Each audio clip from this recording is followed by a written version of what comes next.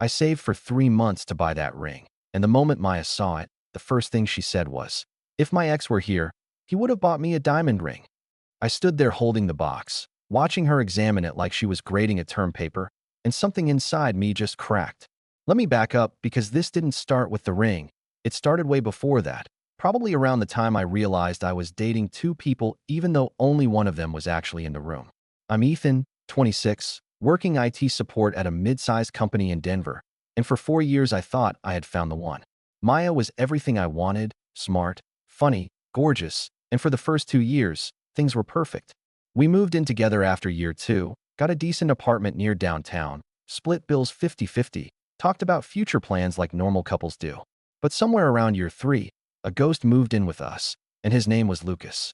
At first, it was small stuff, little comments that I brushed off because I didn't want to be that guy, the insecure boyfriend who can't handle hearing about an ex. She'd mention how Lucas used to take her to this Italian place on the west side, or how he always remembered to buy her favorite flowers, or how he had this amazing taste in wine. I'd smile, nod, change the subject, because what else do you do? My younger brother Ryan noticed it first about a year into the Lucas comments.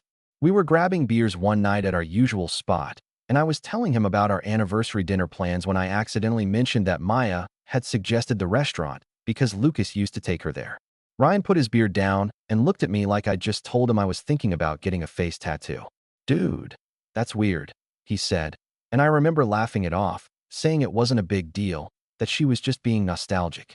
But Ryan didn't laugh. He just stared at me and said, "Man, if she's still thinking about where he took her, she's still thinking about him."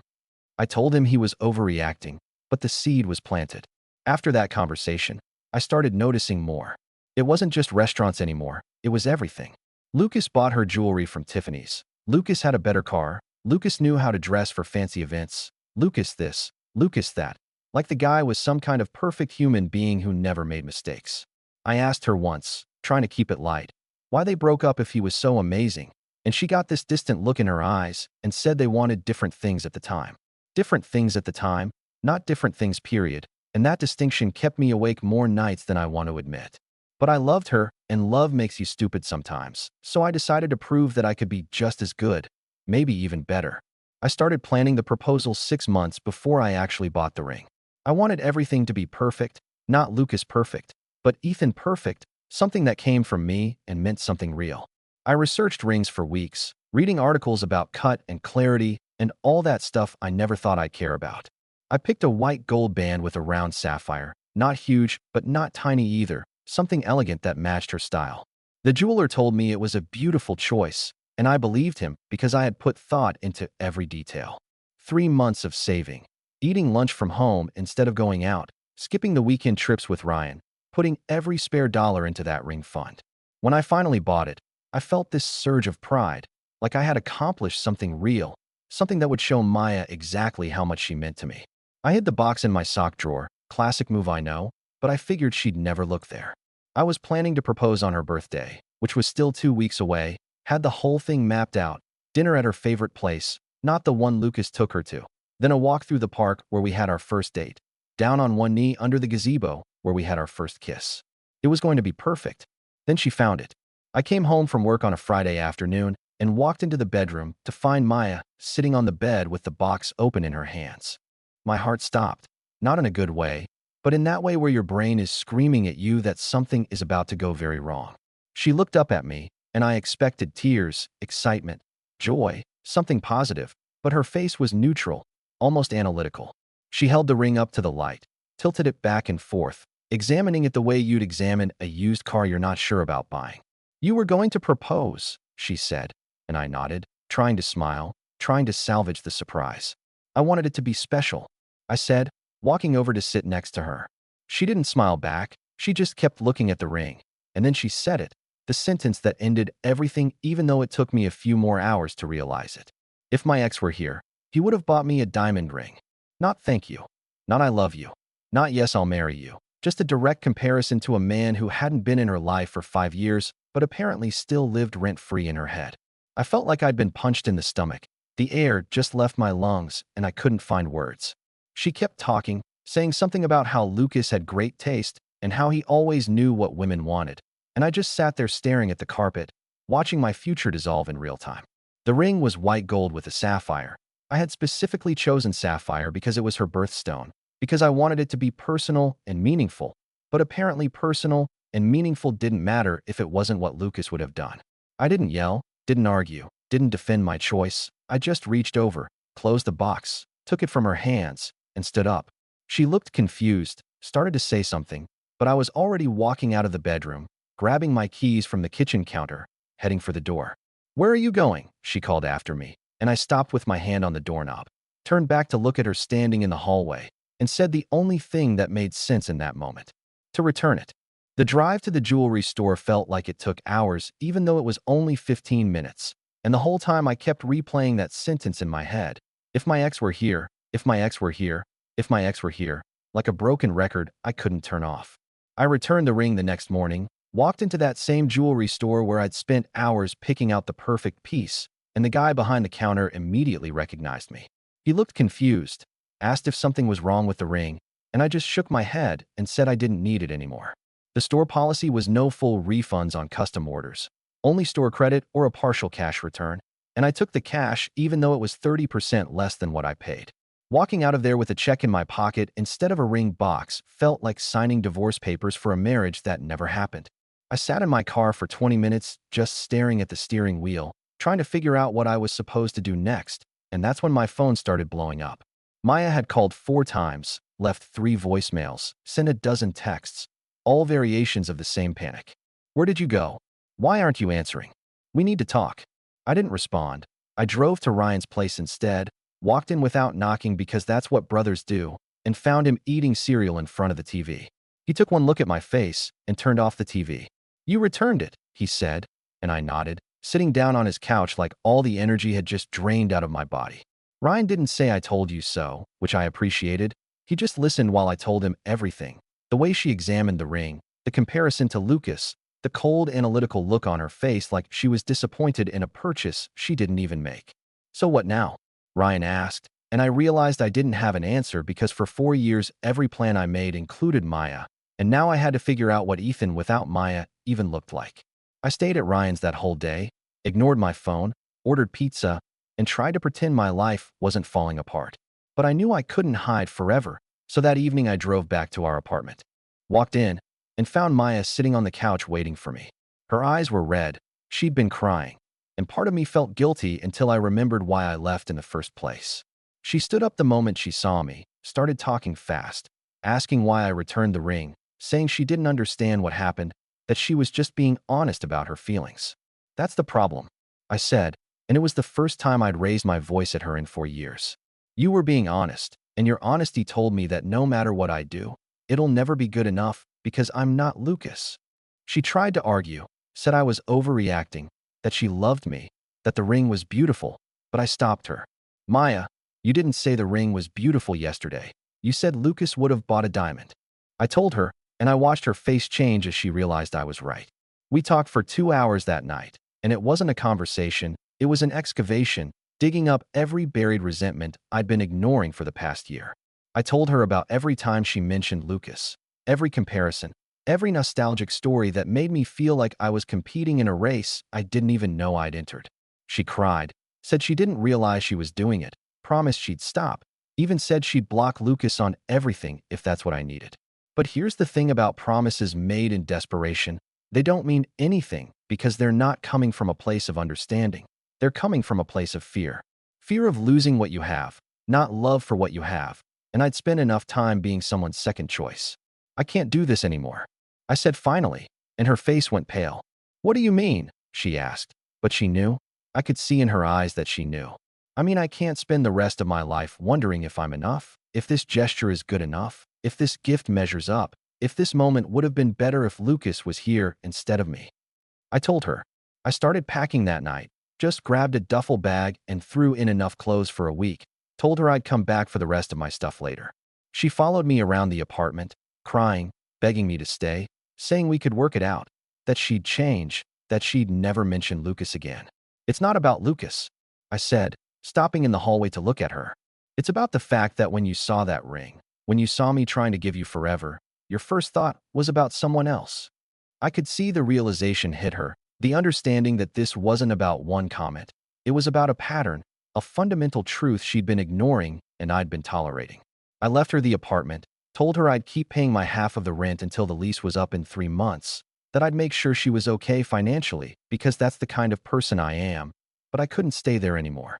Every corner of that place had a memory, and every memory now felt contaminated by the knowledge that while I was building a future, she was still living in the past.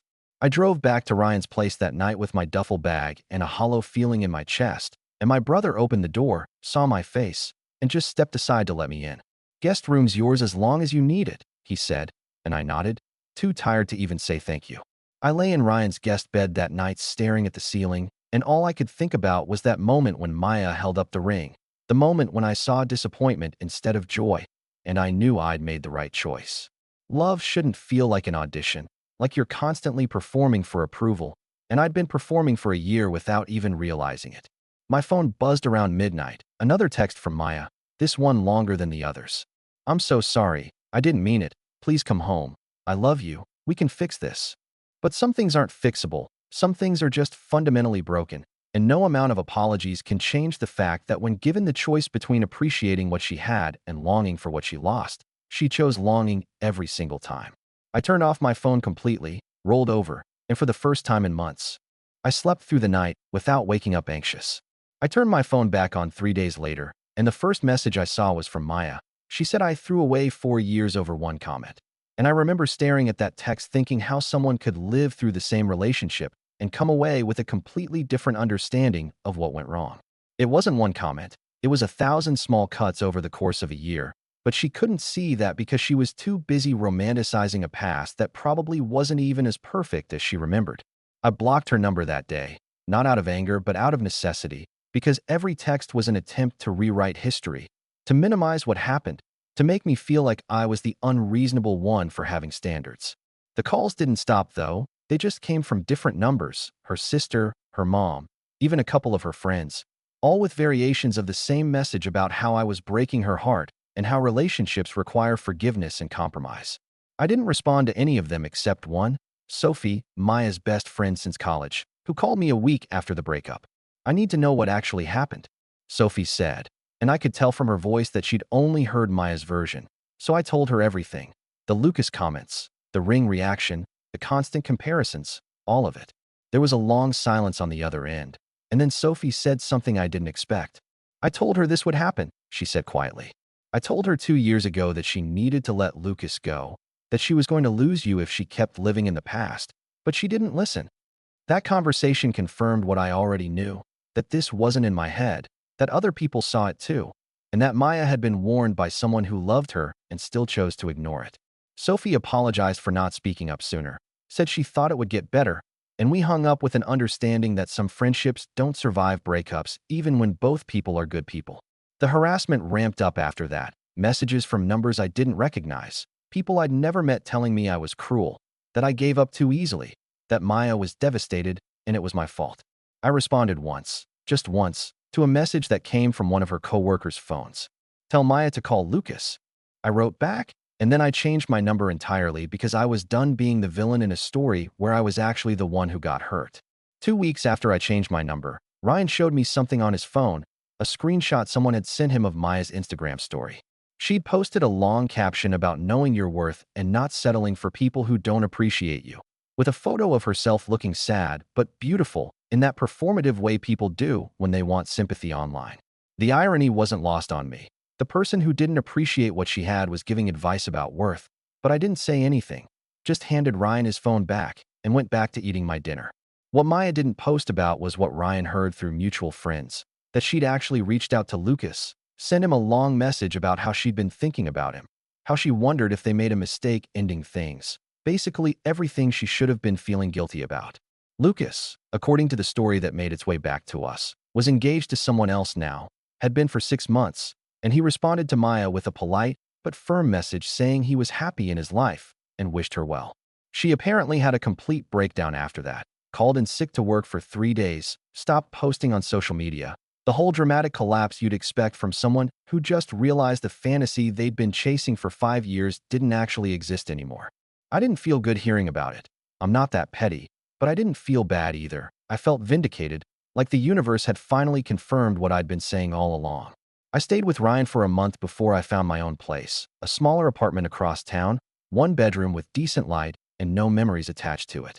Moving into that space felt like starting over, like I was 22 again instead of 26, but in a good way this time, like I had a chance to build something that was actually mine. I bought a used sedan with some of the money I'd saved for the ring, nothing fancy but reliable, and every time I drove it I thought about how this was what financial responsibility actually looked like, investing in things that move you forward instead of things that keep you stuck. Work became easier once I wasn't constantly distracted by relationship anxiety. My boss even noticed, said I seemed more focused, and I got assigned to a major project that could lead to a promotion. Life was quieter without Maya, but quiet turned out to be exactly what I needed: space to think, space to figure out who Ethan was when he wasn't trying to measure up to a ghost. 3 months after the breakup, I met someone at a coffee shop near my apartment. Her name was Nora, and we ended up talking for 3 hours about everything except our past relationships. She was a graphic designer, funny, easy to talk to, and when she smiled it felt genuine instead of calculated. I didn't ask for her number that day because I wasn't ready, but we kept running into each other at that same coffee shop, and eventually running into each other turned into planning to run into each other. Nora never once mentioned an ex, never compared me to anyone, never made me feel like I was competing for affection, and that absence of drama felt like the most romantic thing in the world. 6 months after the breakup, I saw Maya one last time, completely by accident at a grocery store downtown. She was in the produce section, looked thinner, tired, and when our eyes met I could see her trying to decide whether to approach me. I gave her a small nod, the kind you give acquaintances, and kept walking, and she didn't follow. Later that night, I checked her Instagram one last time. Don't know why, maybe curiosity, and her latest post was another one of those inspirational quote graphics about self-love and growth. I closed the app, deleted it from my phone, and never looked back, because I finally understood that some people spend so much time looking backward they forget how to move forward, and I wasn't going to be one of them. What do you think about this story? Let me know in the comments, drop a like, and don't forget to subscribe for more real-life stories.